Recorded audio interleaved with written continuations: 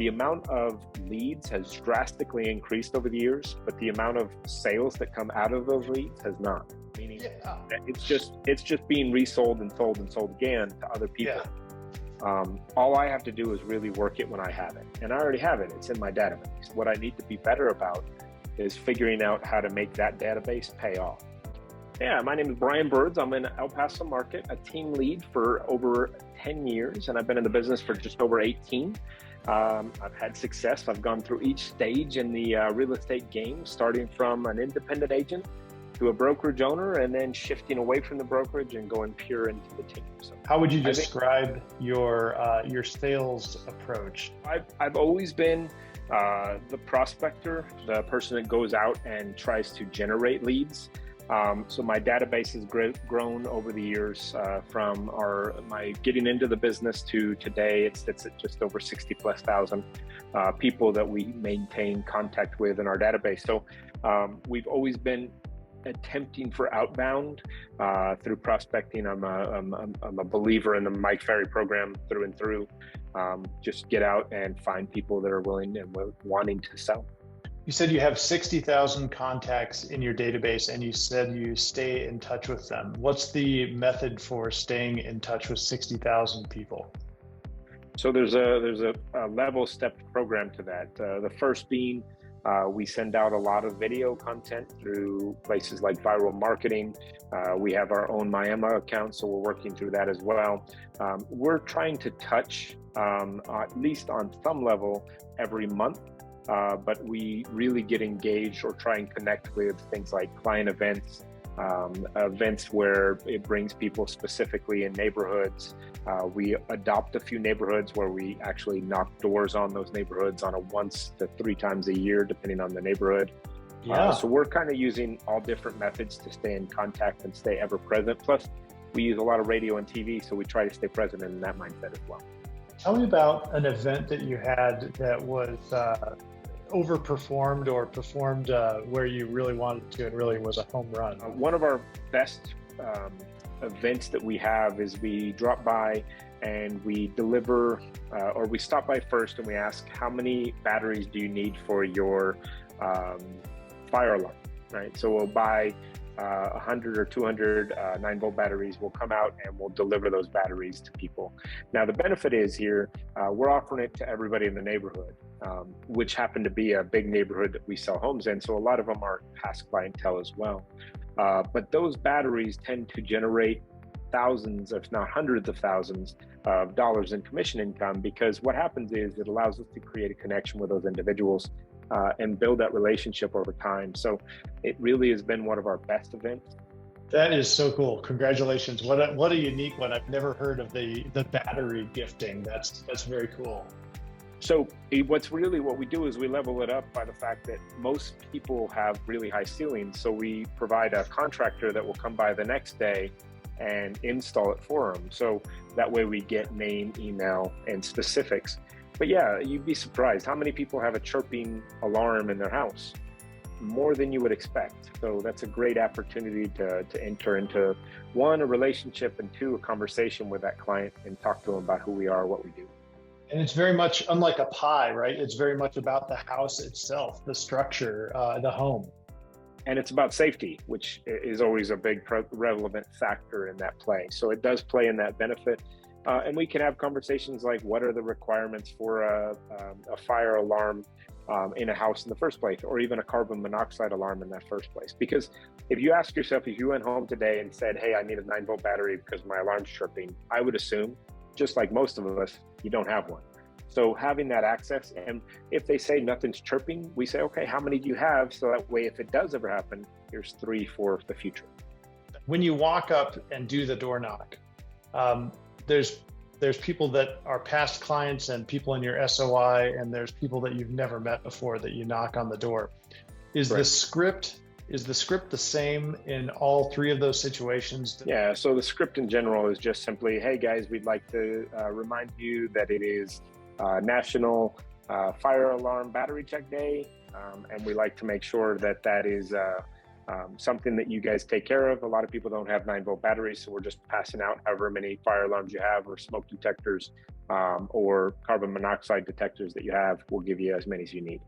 So the next step is that we also ask them, guys, we know that a lot of these might be in unreachable locations. We'll have a contractor come out tomorrow if you'd like to get on the schedule to do that. Is it an instant lead gen situation ever, or is it long-term?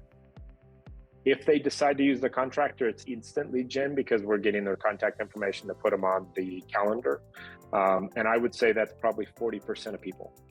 So it generates the lead, but that's not a transaction lead. That's a contact or a conversation future.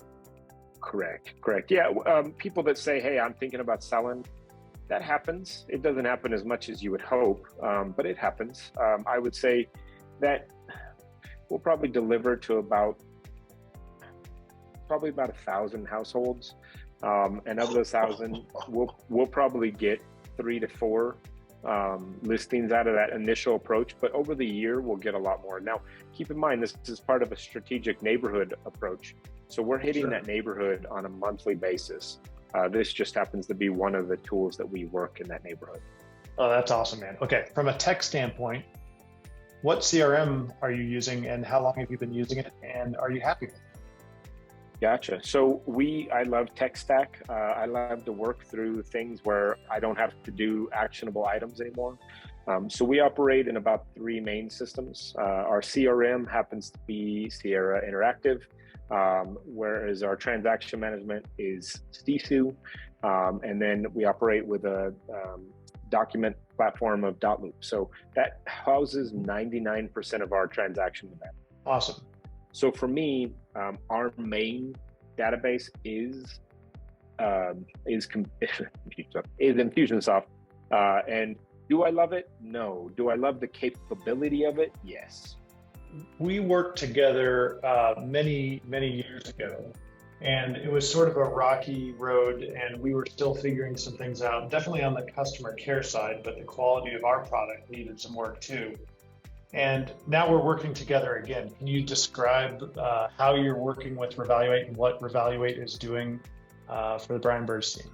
Yeah, so Revaluate has been a blessing in disguise. So their connection in with our Sierra Interactive platform allowed us to take a subsection of our clients that we've had in the past to see if they're coming back up into the equation. Now, in past, there's a lot of providers that provide focused information of data sets that say, hey, this person may be interested. The nice thing is the integration has helped out a lot, so it gives me easy access to that. So my agents and my ISAs can see, hey, this person has moved in the Revaluate score. They're a point of contact. The downside of having 60,000 contacts is we don't know when we should be engaging with these contacts. So Revaluate is kind of Revaluate has given us that opportunity to say, hey, this is a person that just got engaged. Let's connect with them now. And that's panned out really well. We've had some really good success with drawing out listings out of the equation because we primarily targeted sellers. So that's been a lot of benefit in that factor because every listing equates to about 30 buyer appointments that come into equation. So it's been very valuable in that place. Now, what has changed in the last few years since we initially tried to today? I believe the data is being a little cleaner and a little nicer. You'd be attesting to that. But we also subscribe to a Zillow Flex account. So what's interesting is when Zillow Flex says this person just came back engaged, I'm seeing the same thing happen on the Revaluate score. So that's telling me that what if it's not a Zillow Flex account that I'm not getting notified about it, then Revaluate stepping up and playing that game for us as well. Now, we did some repair work for you as well on your database. What was the output versus the input? We put 5,000 in.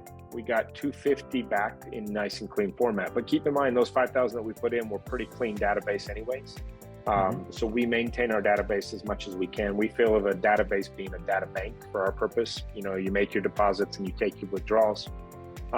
But in the purpose of, if we can get 250 people that we have better contact information for, that's going to be just that much further and beneficial for us because these are people that we thought we were having good interaction with. And some of them had bad emails, some of them had bad phone numbers. So that just added in that extra value. to scale us up in how we connect with people. It creates more efficient communication with your prospects when you have a full contact record with all the contact information that you need to reach out to them. Correct. It gives us the full picture, and it allows us to use multiple platforms to be able to connect, because somebody may not connect on a phone call, somebody may not connect on a text, but they may be very responsive on email, or vice versa. They may be able to be much more responsive on a text or a phone call than they ever will be on an email.